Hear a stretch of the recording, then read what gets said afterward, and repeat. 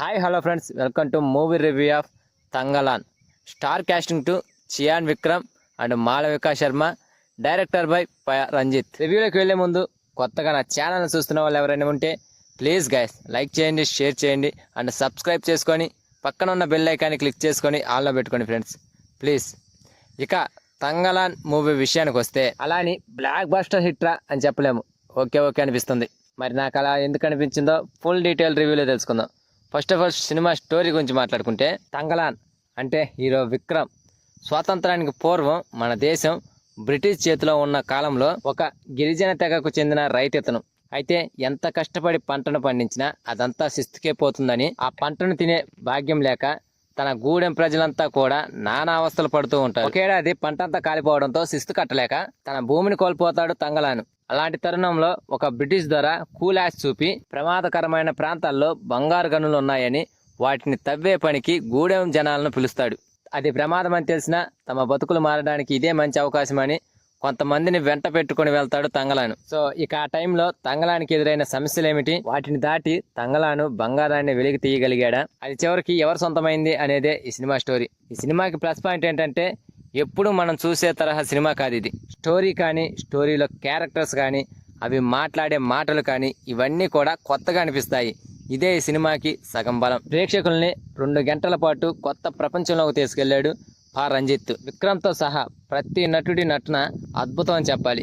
దీనికి తోడు విజువల్స్ కూడా అద్భుతంగా ఉంటాయి. బ్యాక్గ్రౌండ్ మ్యూజిక్ సూపర్ అనేలా ఉంటుంది.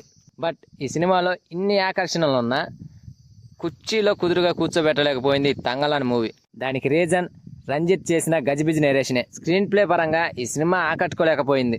ఇందులో హీరో ప్రాణం పెట్టి నటించిన మిగతా నటీనటులు కూడా బాగా చేసినా సరే, కథలో విపరీతమైన గందరగోళం, సీన్కి కంటిన్యూటీ లేకపోవడం వల్ల ఈ సినిమా ఆడియన్స్ ని అసంతృప్తికి గురిచేస్తుంది. ఈ మూవీలో ఆడియన్స్ కి ఒక కొత్త ప్రపంచాన్ని చూపించాలని ఒక భిన్నమైన స్టోరీని తీసుకొని ఒక గొప్ప నటుడిని ఎంచుకొని తన నుండి అద్భుతమైన నటనను రాబట్టగలిగాడే కానీ ఆసక్తికరంగా అర్థమయ్యేలా చెప్పడంలో డైరెక్టర్ రంజిత్ పూర్తిగా ఫెయిల్ అయ్యాడు. విజువల్స్, నటీనటుల పర్ఫార్మెన్స్, ఇక సినిమాటోగ్రఫీ పనితనం వల్ల మనమేదో అద్భుతాన్ని చూస్తున్నామన్న ఫీలింగ్ కలుగుతున్నా అర్థం కాని కథతో తంగలాన్ను పూర్తిగా ఆస్వాదించలేకపోతాం. ఇక హీరో విక్రమ్ గురించి ఎంత చెప్పుకున్నా తక్కువే.